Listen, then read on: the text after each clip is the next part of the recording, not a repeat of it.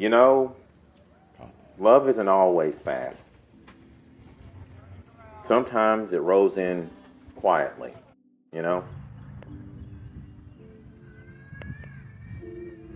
And they say that love is about the journey.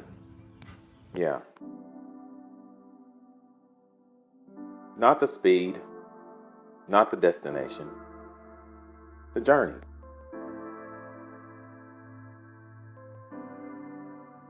The feeling of the wind, something old that moves you, you know?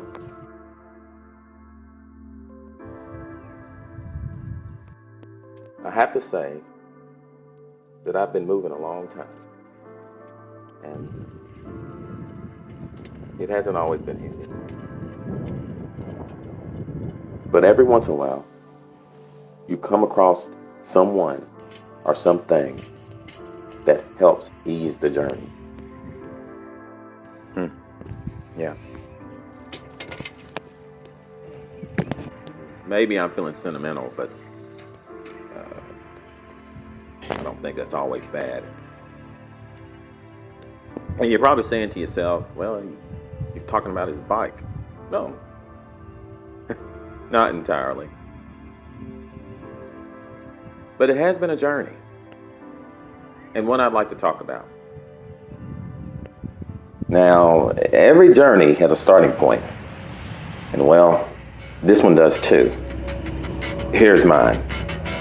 And without further ado, I'd like to introduce to you, here it is, the Broom Wagon.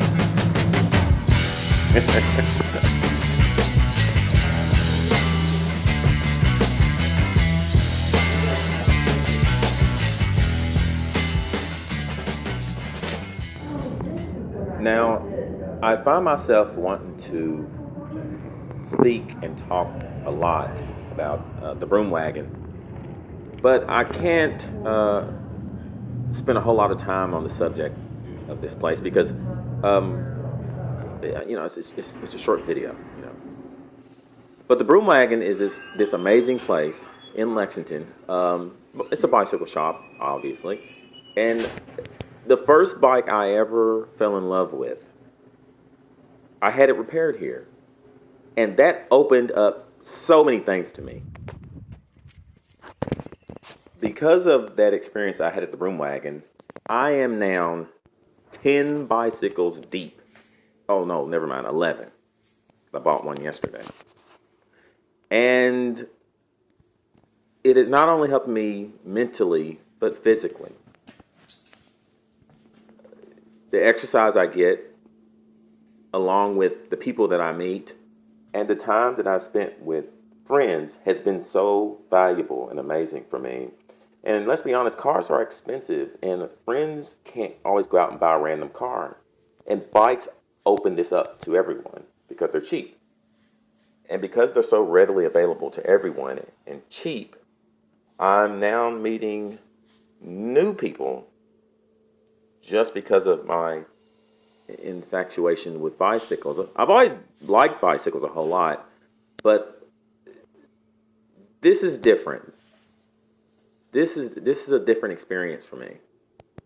And first there was the Rutherford, the first bike that I fell in love with, even though there was the Free Spirit before that I got for free. And then there was Bertie Brown, the one you see in the background right there, the brown bike. Um, Raleigh Sport is what he is. And then came along Mr. Handsome here, Al Green, the Raleigh Grand Prix. Now, if I were to be honest with myself, I probably should have made this video about Sir Rutherford, but I've been doing so much with Al Green lately that I feel like I should make a video about him, and then my next video will be about Sir Rutherford. So, why, you may ask, did I buy Al Green? Well, Sir Rutherford and Bertie Brown are basically slow bikes. And I love slow bikes. But the more I got into the Raleigh brand, uh, to Rutherford being a Robin Hood Raleigh, and I realized I wanted to experience um, something that was a bit different. Al Green's story started here in Cincinnati, and that's about all I know. I would like to think that whoever had him before me cherished him and had good times riding him, but ultimately he ended up here at the Mobo Bicycle Co-op, which is a beautiful place, but a bit sad in a sense because there's so many uh, forlorn, forgotten,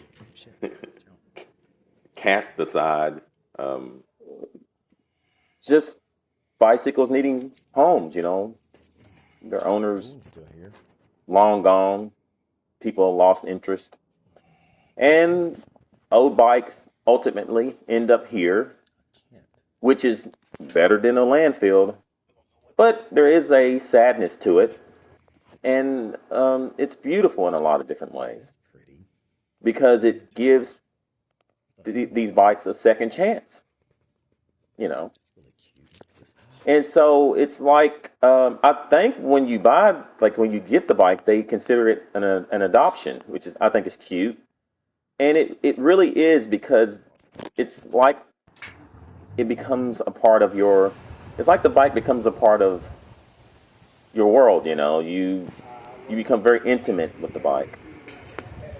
But Al Green had been here for some time. I'd actually got a bike the first time I came here, and I seen Al Green,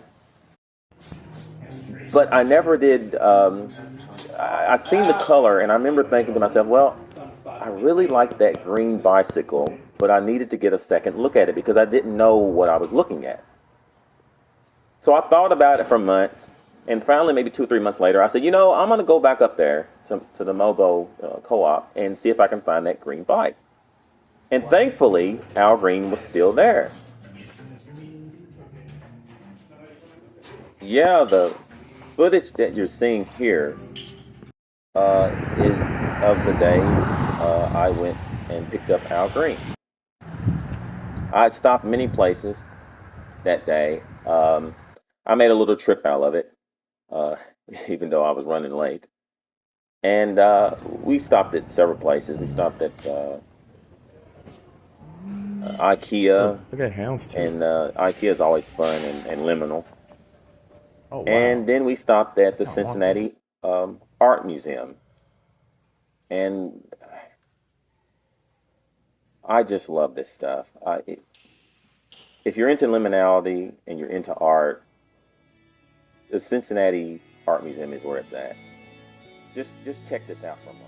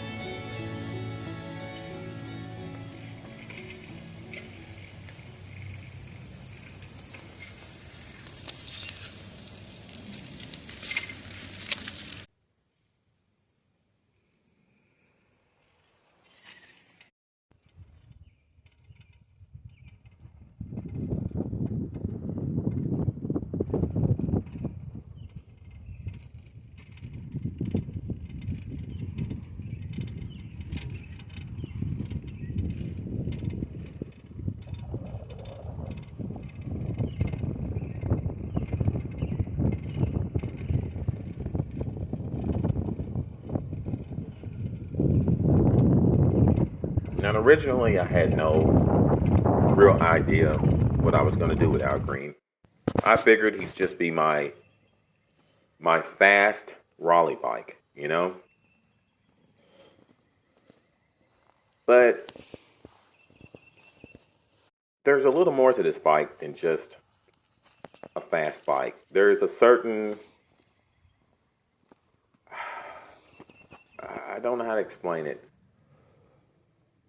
The bike has an easygoing type nature to it. Personality, I guess. I guess we could call it a personality.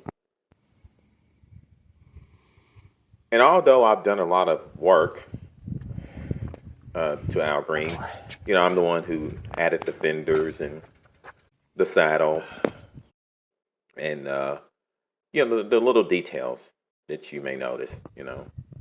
Um, Before all that, I had already noticed that there was something about just the way the bike rode and the color, and it just had a charm to it. I've taken to this bike a lot, and it's one of my favorites for sure. And it's not a rare bike either. It's not really a rare bike. They're pretty easily found. Each build I see that is of someone else's is always a little different.